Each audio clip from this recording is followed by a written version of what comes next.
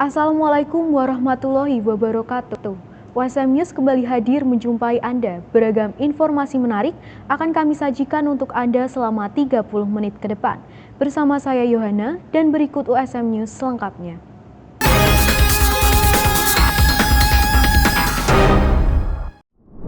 Magister Manajemen Pascasarjana Universitas Semarang baru-baru ini menggelar kuliah umum bertajuk Smart Technopreneur and Creative Business in the Digital Era.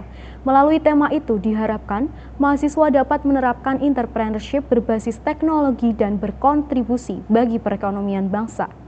Program Magister Manajemen Pascasarjana Universitas Semarang menggelar kuliah pakar bertajuk Smart Technopreneur and Creative Business in the Digital Era baru-baru ini. Acara yang digelar di ruang telekonferensi Menara Profesor Dr. Murladi SH lantai 8 turut dihadiri Guru Besar Program Magister Manajemen USM Profesor Dr. Insinyur Kesi Wijayanti SEMM sebagai keynote speaker, serta dosen tamu Dr. Ismail Adi Jumbri dari Faculty of Technology Management and Technopreneurship University of Technical Malaysia, Malaka. Profesor Dr. Insinyur Kesi Wijayanti SEMM menyatakan mengenai pentingnya kemampuan entrepreneurship berbasis teknologi ini bagi mahasiswa pascasarjana. Mahasiswa diharapkan dapat berkontribusi nyata terhadap perekonomian Indonesia.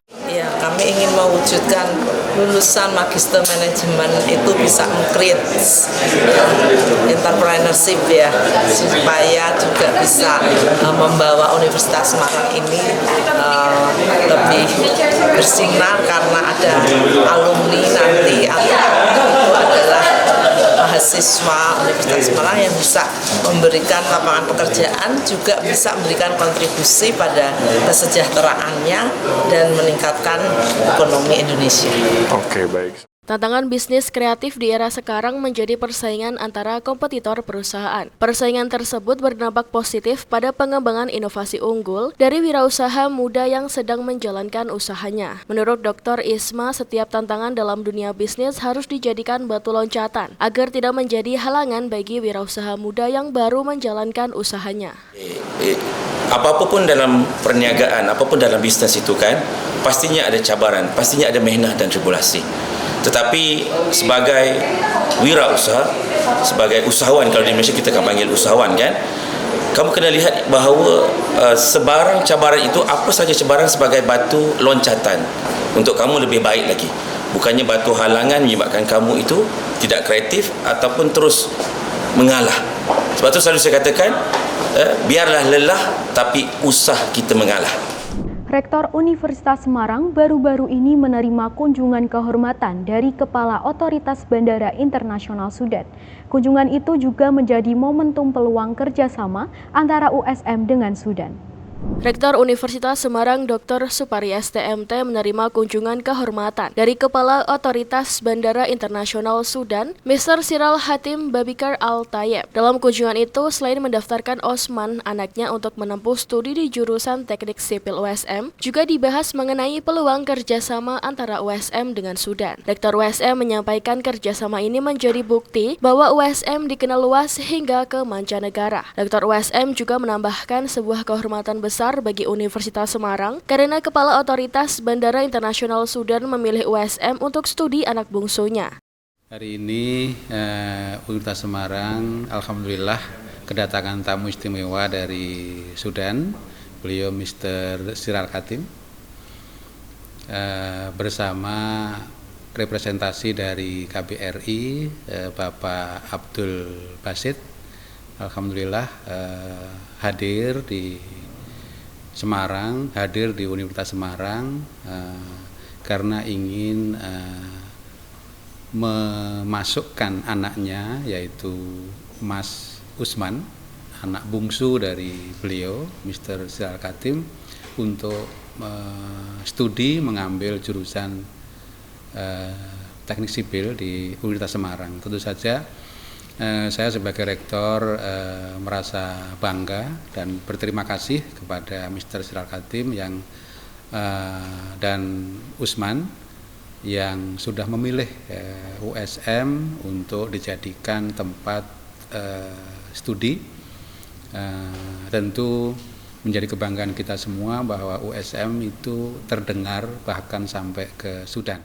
Sementara itu, Mr. Siral Hatim Babikar Al-Tayeb mengungkapkan rasa bahagianya setelah berkunjung dan bertemu langsung dengan Rektor USM. Peluang kerjasama di bidang pendidikan antara Sudan dan Universitas Semarang juga menjadi agenda lanjutan yang akan segera dilaksanakan. Dengan adanya kerjasama ini diharapkan dapat memperkuat posisi USM sebagai perguruan tinggi yang memiliki daya saing internasional, serta mampu berkolaborasi dengan berbagai institusi pendidikan di seluruh dunia. Bismillahirrahmanirrahim. Salatu wassalamu ala asyrafil mursalin Sayyidina Muhammad wa ala alihi wa sahbihi wasallam. بمبادرة كريمة من سعادة سفير جمهورية إندونيسيا في السودان. اليوم زرنا جامعة سامراء. الزيارة جميلة، وقفنا عليه ما بالجامعة من إمكانيات، بنية تحتية، موارد بشرية. الواحد سعيد أيما سعادة بأنه يشوف الشيء شافه ده.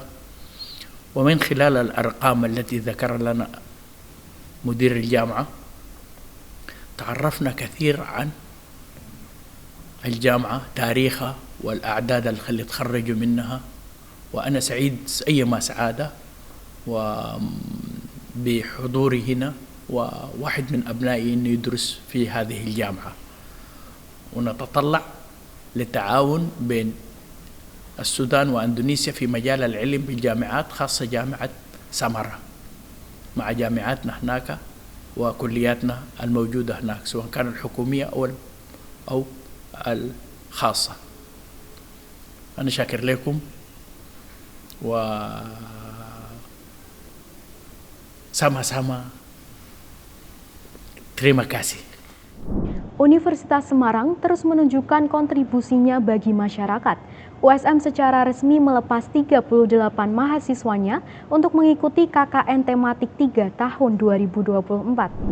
Universitas Semarang melepas 38 mahasiswanya untuk mengikuti KKN tematik 2024. 38 mahasiswa Universitas Semarang ditempatkan di wilayah Kecamatan Semarang Utara. KKN tematik Universitas Semarang yang ketiga ini mengusung tema lingkungan dan kebencanaan, pengembangan ekonomi dan potensi wisata, program tumbuh kembang anak. Wakil Rektor 1 Universitas Semarang, Profesor Sri Budi Wahyuningsi, menyatakan bahwa hal ini menjadi penting. Pemilihan Kecamatan Semarang Utara merupakan permintaan juga bentuk kerjasama antara USM dan pemerintah Kota Semarang. Memang kan ini permintaan daripada kecamatan, kan kita garis besar payungnya tuh kan MOU dengan Universitas Semarang dan Kota Semarang.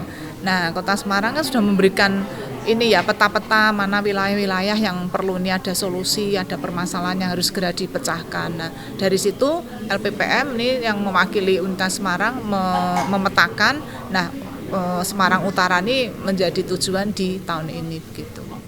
Pelepasan tersebut dihadiri oleh Wakil Rektor 1 USM Profesor Dr. Insinyur Sri Budi Wahyuningsi MP, Wakil Rektor 2 USM Dr. Titin Winarti Eskom MM, dan Ketua Lembaga Penelitian dan Pengabdian kepada Masyarakat USM Profesor Dr. Insinyur Mujiasuti Handayani MT beserta jajaran pengelola LPPM USM dan dosen pembimbing lapangan KKN tematik 3. Atensi positif turut diberikan Kasih Pelayanan Publik Semarang Utara Sri Kisnawati S. Ia berharap kehadiran mahasiswa KKN menjadi angin segar bagi warga Semarang Utara.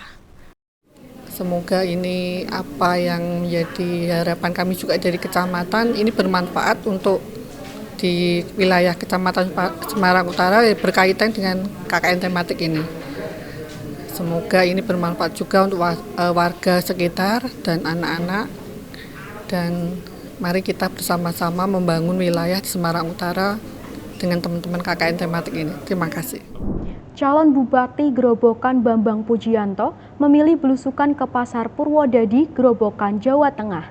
Pedagang Pasar Purwodadi mengadukan kondisi Pasar Purwodadi yang atapnya rusak dan tidak layak. Pedagang meminta Pemkab segera melakukan perbaikan agar aktivitas perdagangan jual beli di pasar aman dan nyaman. Ratusan pedagang pasar tradisional Purwodadi Grobogan mengeluhkan kondisi pasar Purwodadi yang rusak dan tidak layak ke calon Bupati Grobogan Bambang Pujianto saat melakukan belusukan ke pasar tradisional untuk menyapa para pedagang pasar. Sejumlah pedagang menyambut kedatangan calon Bupati Grobogan dengan meminta salaman dan swafoto bersama cabup nomor urut 2 ini. Bambang Pujianto sempat membeli sejumlah tempe dan makanan tradisional di pasar tradisional. Sejumlah pedagang mengeluhkan kondisi pasar yang rusak dan tidak layak, terutama kondisi pasar di lantai 2 yang sering banjir saat musim hujan. Sehingga akibat kondisi tersebut membuat aktivitas jual beli di pasar tidak nyaman. Pedagang berharap kepemimpinan Bupati terpilih hasil Pilkada 2024 memperhatikan nasib pedagang di pasar tradisional. Mengadukan itu Pak, setiap hujan itu banjir terocok. Terus saya tuh tahu dari lele, tahunya segini Pak. Saya kan capek, ya hujan banjir waktunya direnovasi.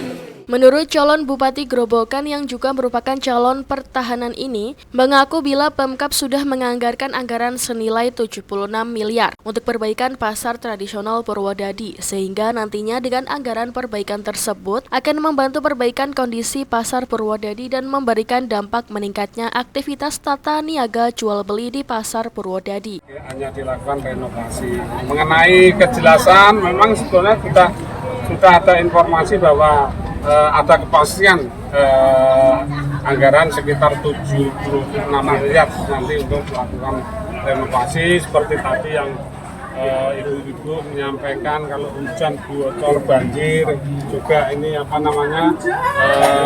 di atas pemotongan daging itu salurannya juga tidak lancar, bau, bahkan kurang sehat untuk pasar induk seperti Kabupaten Grobogan yang kita cintai. Saya mohon doa restunya saja untuk masyarakat Grobogan, khususnya masyarakat pasar induk ini selalu berdoa agar nanti anggaran segera bisa kita pastikan dan dukung Bambang Catur untuk memenangkan pilkada ini. Tentunya nanti akan kita laksanakan dengan sebaik-baiknya. Mohon silakan ditunggu saja ya, karena anggaran juga seperti itu. Saat ini sedang musim pilkada, tentunya nanti diharapkan tidak ada mengganggu jalannya pilkada. Bapak Ibu semua yang masyarakat pasar, penghuni kios-kios tentunya harus tetap menjaga ketertiban dan kesabaran. Saya doakan semoga dagangannya laris, ekonominya lancar. Amin. Amin ya Allah, amin. Lancar itu kalau petaninya makmur. Amin. Kalau petaninya makmur itu pasti akan perputaran ekonomi itu mulai dari desa sampai kota. Amin. Kalau petaninya tidak makmur, ya pasar akan lesu. Seperti tadi ada. Di hadapan para pedagang, Bambang Pujianto berjanji akan memperhatikan nasib pedagang pasar tradisional Purwodadi karena menjadi penopang perekonomian di daerah. Ketua Umum Partai Solidaritas Indonesia Kaisang Pangarep optimis pasangan Yoyok Sukawi dan Joko Santoso atau Yoyok Jos akan menang mudah di Pilwakot Semarang 2024. Bahkan, Kaisang memprediksi Yoyok Jos akan mendapatkan suara hingga lebih dari 65%. Ketua Umum Partai Solidaritas Indonesia Kaisang Pangarep kembali melanjutkan safari politiknya di Jawa Tengah. Setelah singgah di Solo Raya, kali ini Kaisang hadir di Kota Semarang pada Kamis 10 Oktober 2024 kemarin. Di Semarang, Kaisang menemui relawan dari calon wali kota dan wakil wali kota Semarang Yoyok Sukawi dan Joko Santoso atau Yoyok Jos. Kaisang mengatakan kunjungannya ke Semarang bertujuan untuk mensolidkan struktur PSI di Semarang agar bisa lebih maksimal untuk memenangkan Yoyok Jos. Ia pun menyampaikan optimismenya bahwa Yoyok Jos mampu meraih kemenangan, bahkan menang telak dengan perolehan suara hingga lebih dari 65%. Salah satunya kita mensolidkan struktur yang ada di Semarang yang PSI sendiri supaya bisa lebih maksimal untuk memenangkan Pak Yoyok dengan Pak Joko, supaya menangnya gak hanya menang tipis, maksudnya secara survei sudah cukup jauh, tapi ya target kita jauh lebih tinggi itu, jadi kita jauh kerja keras jauh lebih keras lagi. Targetnya PSI bakal menyumbang berapa persen, Mas? Targetnya Pak Yoyok. Ya mungkin minimal di atas 65. Itu Ya, Pilgub Jateng juga optimis menang juga, jadi menang Jateng, menang Semarang. Yuk. Kesulitan mendapatkan sumber air bersih masih dirasakan sebagian warga Desa Sarirejo, Kecamatan Bogorjo, Kabupaten Blora. Mereka rela antri dari pagi hingga siang hari untuk mendapatkan air bersih untuk keperluan sehari-hari.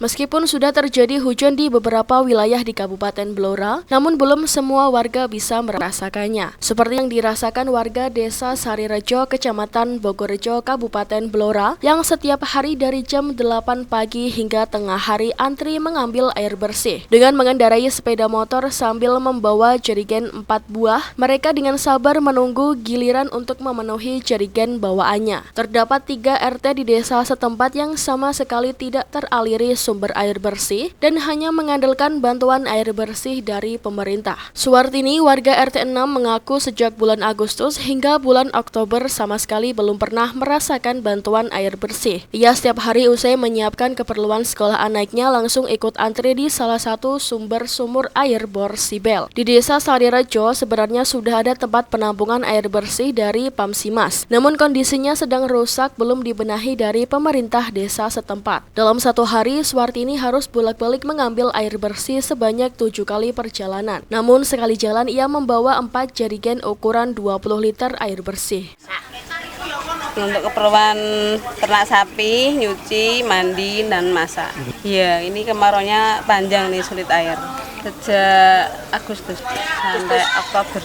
Ada sih bantuan, cuma sekarang jarang ada. Kemarin ada.